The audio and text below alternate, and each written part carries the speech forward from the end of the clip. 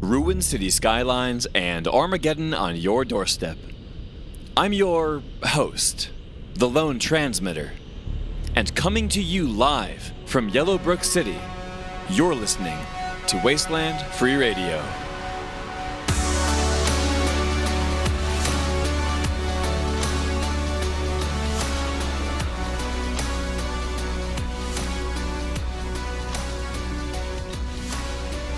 Welcome, survivors, weary travelers, and self-described road warriors to another beautiful evening at the end of the world. It's a balmy 57 degrees out in the Radlands today, or 135 Fahrenheit if you're one of those people stuck in the old ways. Solar radiation is of course still at a maximum, but the clouds of volcanic ash overhead should protect us from the worst of it. Inside the protective dome, we are safe, and sitting pretty at a refreshing 42 degrees. I'm still waiting for the full weather report to come in, and we'll take a better look at that a little later on. I got in pretty late. I was out all night installing that new signal relay on top of Danny Sixfinger's old glove factory. I then took a quick stroll to test the new signal, and it looks like we're all set. So those of you outside the protective dome should be hearing me loud and clear. Oops, maybe not. Looks like I have a few bugs to work out. I did run into a little trouble collecting the parts for the new relay. It involved a shady deal with a couple of cannibals, but I think we're all set now, and the best part is that nobody had to get eaten alive to make it happen. I worked all night, all morning, and all afternoon, and now I'm here. Of course, the main entrance to the city is still closed, so I had to go the back way. So yeah, it's been a long day. I didn't even find any gloves in old Sixfinger's glove factory. But I found some tools, some assorted chemicals, and oh yeah, I found some real, authentic leather. Like leather from an animal. I haven't seen this in ages. Danny Sixfingers has been gone for years, and nobody knows where he went. So anything left in his shop is fair game for scavengers like me. But I'd be willing to bet he'd rather have me have it than any raiders looking to make a quick buck. He knows I'll make good use of it. Alright, I'm just gonna go grab some coffee and... well, that sound means I'm out of coffee. So, I guess I'll try to find some the next time I head outside. And if you are outside the dome and you're looking to come back in, please remember that the Freeman Street Bridge is still closed, and it looks like it might be a while. If you're out and about and need to get back in, you'll have to go the long way, just like I did. It's not too bad, it's just kind of wet and kind of gross, but remember to hit up a decon shack as soon as you get back into town. Yes, I know decontamination sucks and it kind of burns your skin, but we're 43 days without a radioactive incident, and I would love to keep that streak going. But back to the Freeman Street Bridge. That surprise meteor storm a couple of days ago caused a ton of damage. Local authorities said they would have the debris cleared by tomorrow, but I don't think so because it is still a mess. Nobody could even try to get through there right now. So let's be patient and let the cleanup happen, and just remember to decontaminate on your way in. No big deal. We're going to take a look at our traffic right now, and before I say anything else, I don't recommend going out and traveling the roads of the Radlands at all. Even if you are one of those road warriors, there's a lot out there that no one is prepared for. It's not for the faint of heart. But if any of you are brave enough to venture out beyond the protective dome, here's a look at traffic. And hopefully none of you will be surprised to learn that all of the trucks, cars, and tanks on the roads are still at a dead stop. We haven't seen a fuel truck in ages, and if there's no fuel for our vehicles, the vehicles just don't move. I think it's kind of odd that I have to explain that, but not many people here actually remember what it's like to have a functioning car. But we do have some activity just west of the city, and let me tell you, it is adorable. I don't know if anyone actually knows where the old Little League park is except for me. but it's really hard to get to, and I wouldn't actually recommend it. You have to weave in and out of all of these bandit camps, and it's really not safe. But the last time I was there, I found an abandoned Chevy Corsica, and inside that Corsica, I found a family of feral dogs that have made it their home. Back during a legendary period of time called the 90s, the Chevy Corsica was considered the height of American luxury, and these dogs have found one and made it their home. If you ask me, these dogs have impeccable taste. That's not the only thing you'll find at the ballpark, though. If you're looking for an improvised weapon, there are tons of baseball bats with nails stuck through them. And if you're looking for some expired bubble gum to chew up and use to seal your fallout shelter, that's the right place to do it. The Little League Park gift shop has gifts and sundries abound. But again, be very careful on your way out there, and it is not my fault if you get eaten by anything. Alright, I'm going to pull up some of my emails here. We've got some fan mail, and I've got an email from WeatherBot95 apologizing for not detecting the meteor storm earlier. Oh, they hope no one got hurt. That's incredibly sweet, 95. And don't worry, the bridge was empty when it happened, and everybody was safe. We know you're doing the best you can. For those of you who don't know him, WeatherBot95 is the oldest of the WeatherBots still in service to this day. They might not be perfect, but neither are we.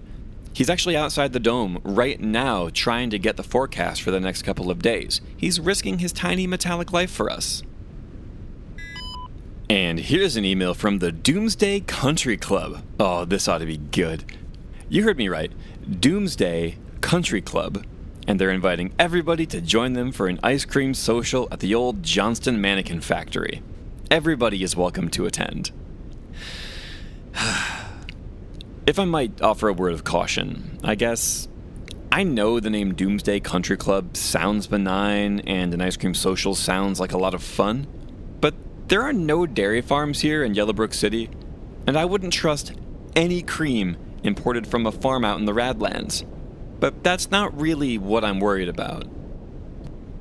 I met the leader of the Doomsday Country Club once, and he calls himself the Great Reverend Supreme, and he claims to be in contact with some being from beyond the great beyond, who transcends space and time, and that alone is enough to keep me from attending normally. If I'm called the lone transmitter, then he can call himself whatever he wants. But it's the whole Grand Reverend thing. I don't think they're your average country club, and I hear, indescribable noises coming from that place almost every night, and it just gives me the creeps. And we're talking about the apocalypse here. I've experienced a lot of wild stuff, and a country club shouldn't faze me at all. But you know what they say?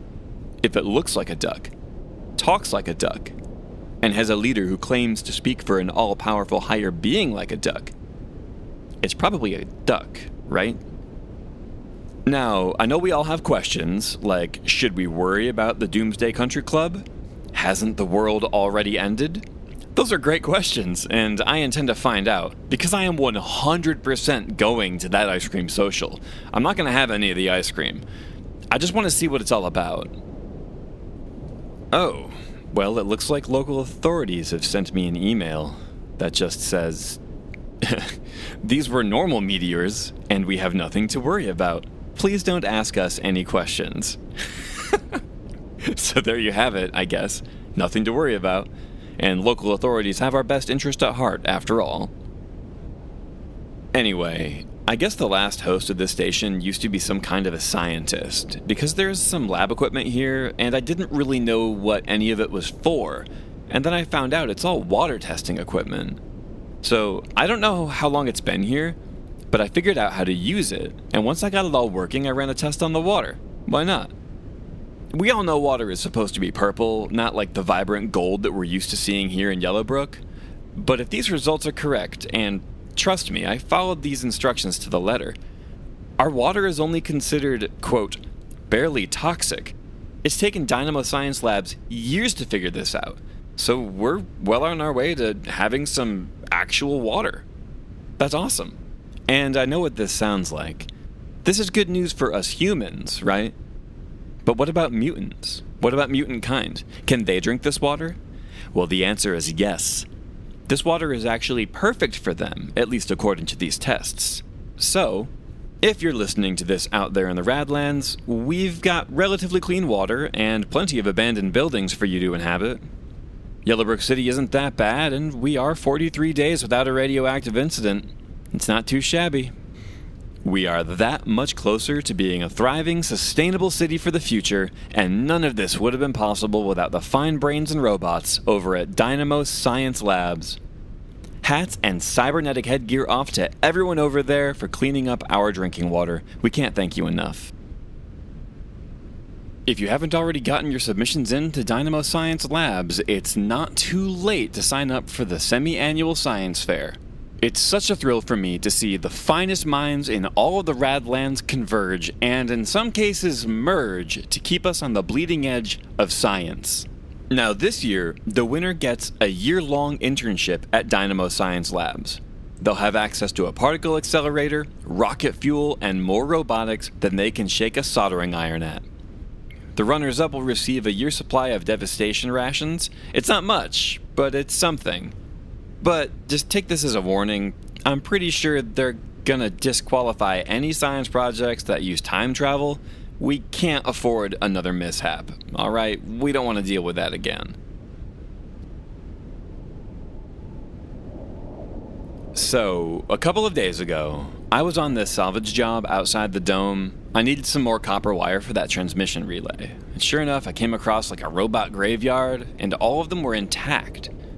I'm guessing an EMP went off in the vicinity, and these robots just couldn't withstand it. Their circuit boards were fried, but their wiring was good to go, so I paid my respects and I took what I needed, but I left some for the next scrapper, because that's what good wastelanders do. Everything seemed fine, but then I stood up and I saw somebody staring at me. I've run into people out in the wastelands before. It's not that big a deal. Most of them are safe and responsible. They're just looking for a place to sleep, or maybe they're looking for some salvage. But you never know. They might be infected, they might be cannibals, they might be cultists. You never really know. So I generally try to keep my distance as best I can. But this person was getting closer to me, and I was getting nervous. I thought about running away for a second, but I wouldn't have gotten anywhere because this traveler rode a horse. Like an actual horse, with 4 legs, a mane, a tail, and 2 heads, just like the ones you've heard about. And they wore a black canvas duster and a wide-brimmed hat, and they had this, mechanical breathing mask that covered their eyes too. I couldn't see their face at all. And they were ready for anything the Radlands could throw at them. And they stopped 10 feet away from me and just jumped off the horse, and I was terrified. They reached into their jacket, and I was ready to say goodbye, but they pulled out an envelope and placed it on the ground in front of me. Then they climbed back onto their majestic horse, and they rode west into what I assume would have been the sunset, if in fact we could see the sun through the cloud of ash in the sky. Now that we're all here, let's open up this envelope. I haven't gotten any mail since before the Great Devastation, so I'm kind of curious as to what this could be. Oh, it looks like a data tape. Where did they get this from? I thought I was the only person around who had this kind of technology. I mean, I had to build this myself. Well, I will just plug this into my retro resequencer and pretend that it didn't come from some mysterious badass that I met in the Radlands. Oh, have I not talked about my retro resequencer yet? So every once in a while I'm out on the road, I come across these data tapes, and if I ever see a merchant with one of them, I'll buy them, because I'm one of the only people who can salvage the data.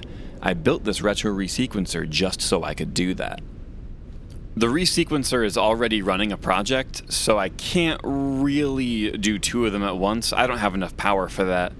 But while we wait for it to finish up its current project, let's take a look at the wide world of post-apocalyptic sports.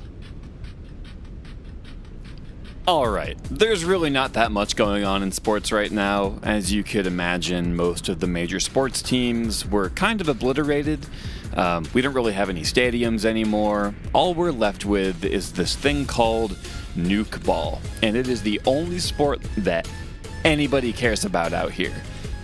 So after an entire season of failure, our very own Yellowbrook Tanners are going to be bringing it to the New Spring City Water Monsters at next week's nuke ball match. I cannot wait for this to happen. I have been waiting for this match all year, and I cannot wait to wipe them off the face of the earth.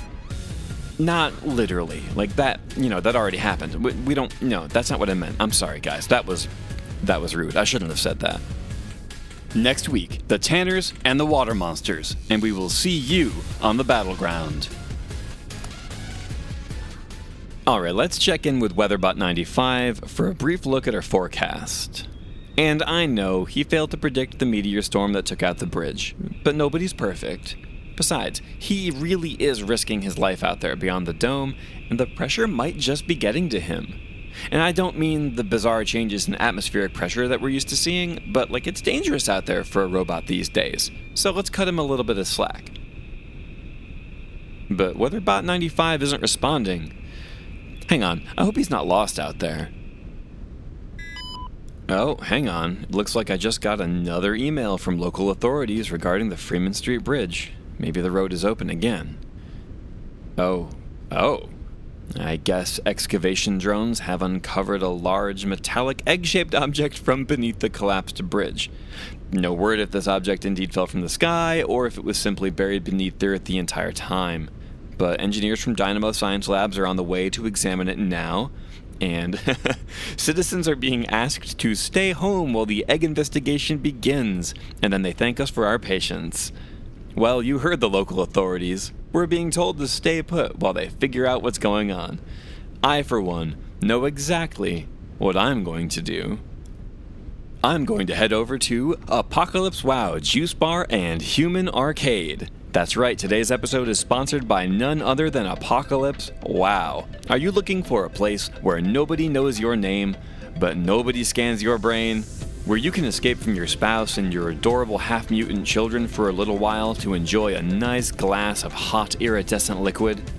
Apocalypse WoW Juicebar and Human Arcade has been around longer than most establishments in the Radlands, and they promise to keep serving the same amazing hot iridescent liquid until the end of the end times. Apocalypse WoW Juicebar and Human Arcade. Enjoy the hot iridescent liquid.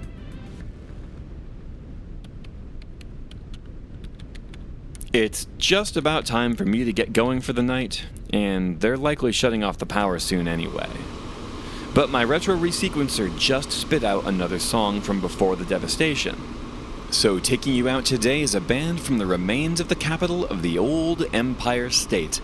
They're called Yeah Universe, and this is their song, Stillwater. I'm the lone transmitter, and you've been listening to Wasteland Free Radio, your only source for news at the end of the world.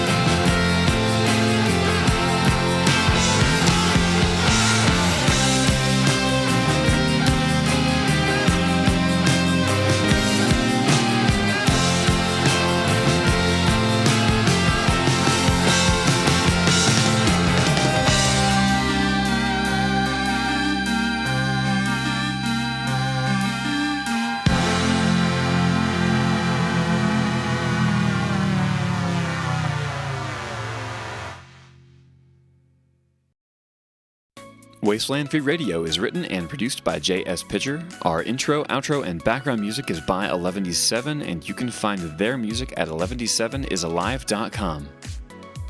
Our featured artist for this episode was Yeah Universe with their song Stillwater, currently available on all major platforms, and you can support them directly at yeahuniverse.bandcamp.com.